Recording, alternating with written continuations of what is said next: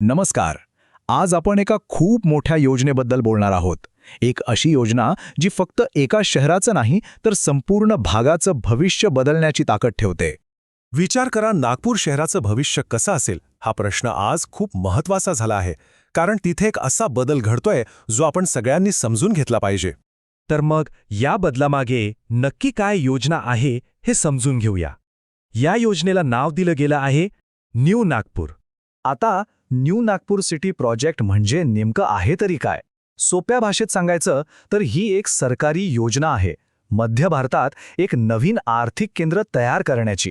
याचा परिणाम फक्त शहराच्या पायाभूत सुविधांवर नाही तर त्याच्या ओळखीवरही होणार आहे. म्हणजे बघा, हा फक्त शहराचा विस्तार नाहीये, ही शहराची ओळखच बदलण्याची गोष्ट आहे.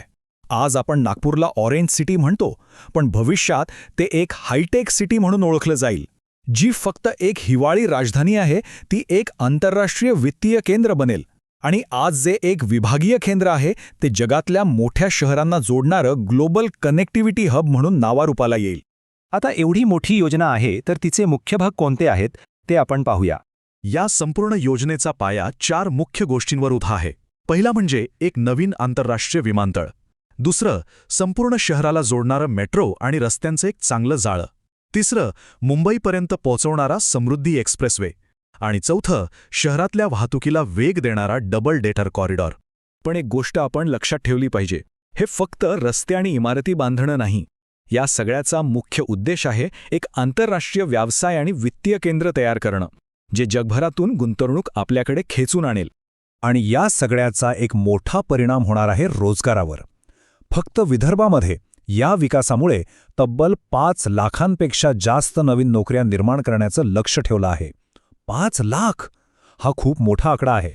चला, आता कागदावरच्या या योजना जमिनीवर कशा उतरत आहेत आणि कामाची प्रगती कुठपर्यंत आली आहे यावर एक नजर टाकूया. तर या प्रकल्पाचं काम प्रत्यक्षात सुरू झालेलं आहे. मोठ्या बैठका होऊन आराखड्याला अंतिम मंजुरी मिळाली आहे.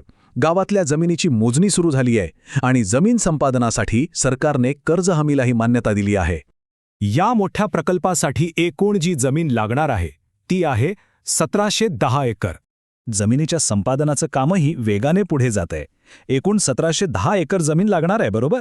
त्यापैकी 1480 एकर जमिनीसाठी शेतकऱ्यांनी संमती दिली आहे, म्हणजे जवळपास 86% काम झाले. आणि एवढ्या मोठ्या प्रकल्पात शेतकऱ्यांची इतकी संमती मिळणं हे खरंच एक महत्त्वाचं पाऊल आहे.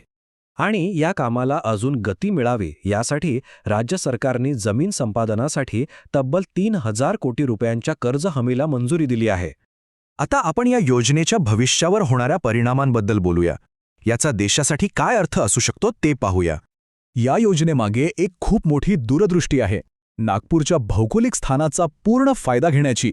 विचार करा, दररोज नागपूरच्या आकाशातून साधारण 350हून जास्त विमानं न थांबता पुढे जातात. यातली काही विमानं, विशेषतः मालवाहू विमानं, जर नागपूरमध्ये उतरवली गेली तर नागपूर एक जागतिक लॉजिस्टिक्स हब बनू शकतं. म्हणूनच ही योजना फक्त नागपूर शहरापुरती नाही. यामागचं ध्येय आहे संपूर्ण मध्य भारतासाठी एक नवीन डेव्हलपमेंट इंजिन तयार करणं, ज्याच्या विकासाचा फायदा आसपासच्या सगळ्या प्रदेशाला होईल. आणि शेवटी एक महत्त्वाचा प्रश्न उरतो, जर न्यू नागपूरचा हा आराखडा यशस्वी झाला तर तो भारतातील इतर शहरांसाठी एक उदाहरण ठरू शकेल का? यावर आपण सगळ्या